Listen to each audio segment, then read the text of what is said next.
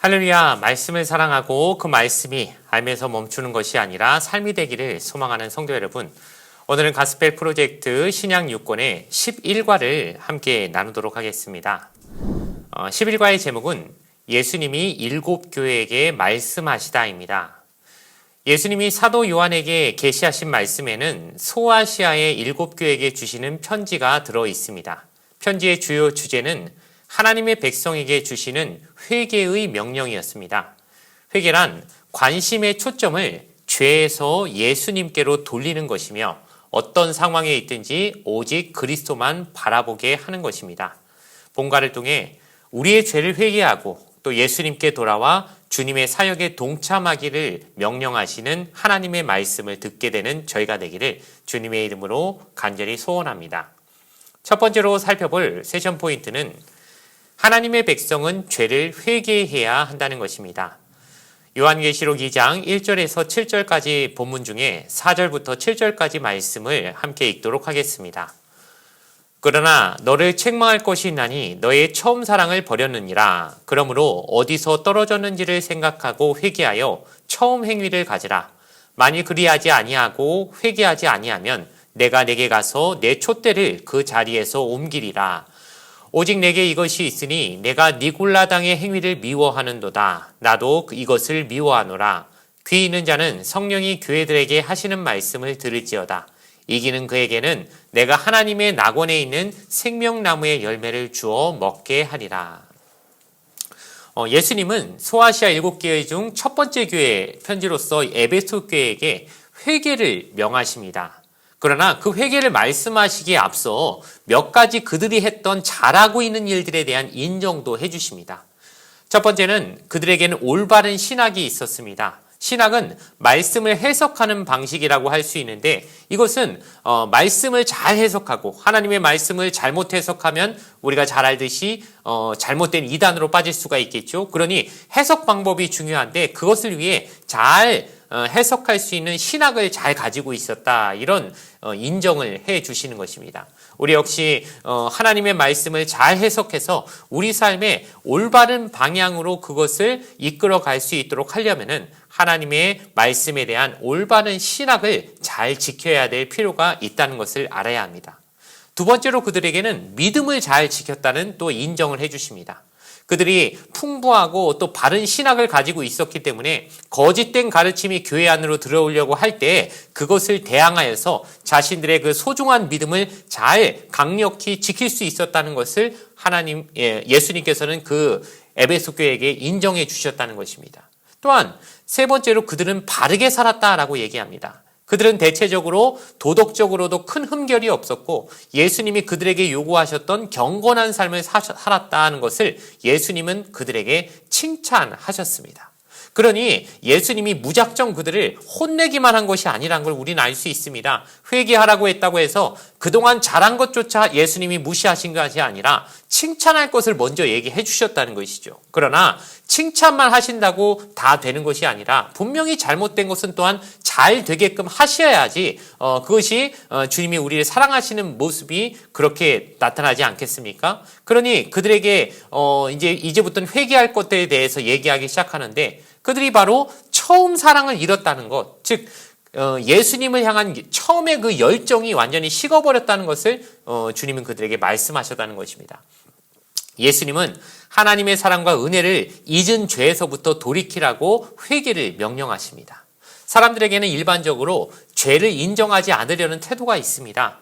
즉 자기 자신을 바라볼 때 우리는 남에게는 엄격하지만 내 자신에게는 굉장히 우호적이지 않습니까? 그러니 내가 지은 죄는 죄라고 여기지 않고 남이 지은 죄는 아주 털끝만한 것도 지적하려는 우리의 모습이 있지만 이것이 바로 우리가 죄를 회개하지 않게 되는 가장 큰 이유가 된다는 것입니다. 내가 하는 조그만 잘못은 다 너그럽게 허용을 하다 보니까 어느새 작은 잘못이 큰 잘못이 되고 작은 거짓말이 큰 거짓말 되는 경우들이 종종 생겨나지 않습니까?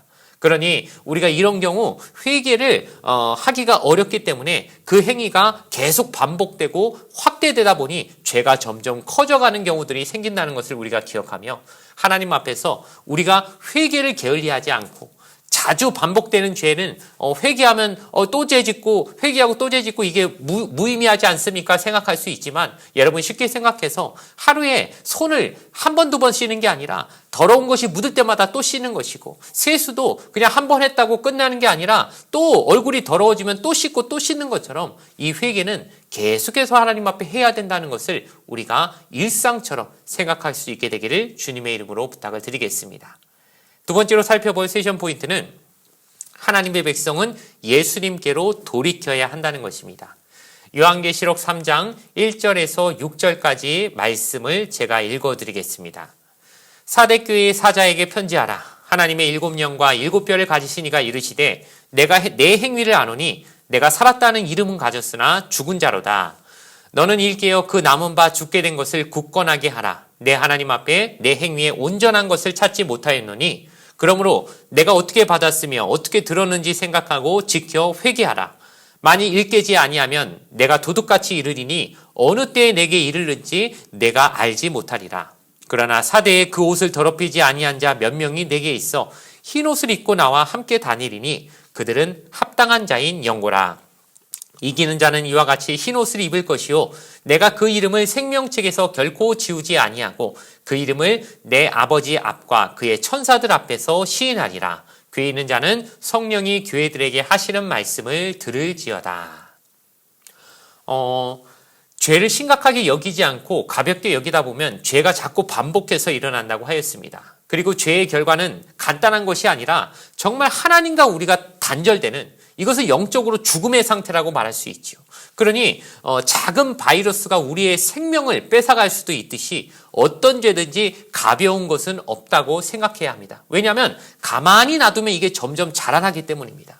즉 우리 삶에서 회개가 필요한 이유는 그냥 잠깐 그냥 안심하고 놔뒀던 죄가 어느새 잠시 신경 끄고 있다 보면 엄청나게 큰 죄가 되어 우리의 영적인 생명을 뺏어가 버릴 수도 있다는 것을 생각해야 되기 때문에 수시로 늘 한 번, 두 번 그냥 하고서 그 다음에는 한 번 했으니 끝났겠지라고 생각할 것이 아니라 매일 정기적으로 청소하듯이 영적 청소 차원으로 회개를 해야지 우리의 삶에서의 그 죄의 바이러스가 무한 증식하는 것을 제때제때 막을 수 있다는 것을 우린 꼭 기억해야 할 것입니다.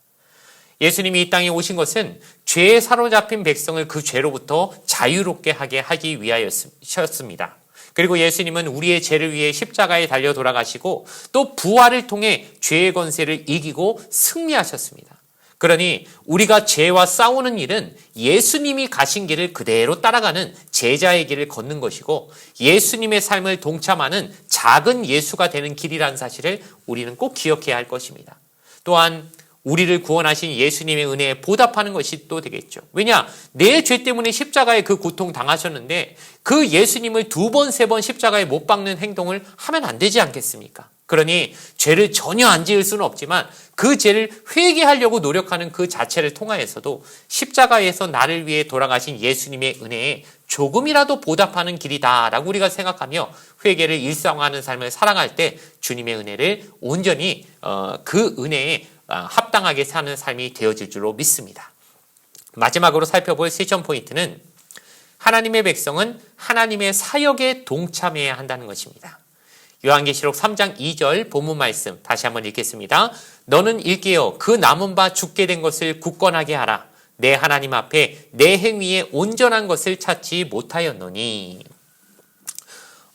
어떤 아이가 심부름을 보냈더니 그 심부름 가는 길에 다른 것에 한눈을 팔아가지고 그냥 자기에게 엄마가 원래 시켰던 그 심부름의 원래 목적은 다 까먹어버리고 다른 곳에 가서 자기 관심 있고 흥미 있는 일에 시간을 다 뺏겨버리면은 아주 큰 문제가 생겨나듯이 우리 삶에도 하나님이 우리를 이 땅에 보내신 그 하나님 아버지의 뜻을 놓쳐버리면은 우리가 사는 삶이 무의미해져 버리고 목적을 잃어버리고 길을 잃어버리는 그런 불상자가 생겨날 수 있다는 것입니다.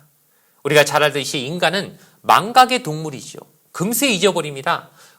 엊그제까지 굉장히 그것 때문에 고생했다가도 또 하루 이틀 지나면 그걸 반복하는 것이 그 사도 바울이 그렇게 말하지 않았습니까? 개가 토한 것을 도로 먹듯이 예수님도 그렇게 말씀하시고 그런 것처럼 우리가 한 것을 잘 깨달아서 다시는 안 해야 되는데 자꾸 하고 또 반복하는 것이 우리 인간의 연약함이라는 것입니다.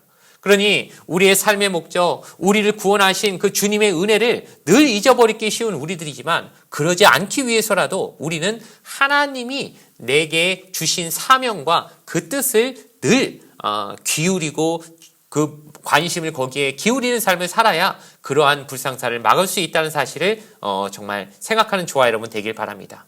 요즘 세상이 어떻습니까? 점점 개인주의화되고 있지요. 또 물질 만능주의가 지배하고 있습니다. 돈을 위해서는 어떤 희생도 치르려 하는 사람들로 세상이 넘쳐나고 있습니다. 그러나 우리는 달라야겠지요. 왜냐, 우리는 예수님 안에, 그리스도 안에 거하는 사람들이기 때문입니다. 성도란 그리스도 안에서 살아가는 사람들을 말합니다. 말씀을 따르고 서로 사랑하는 것이 그리스도 안에 거하는 길일 것입니다.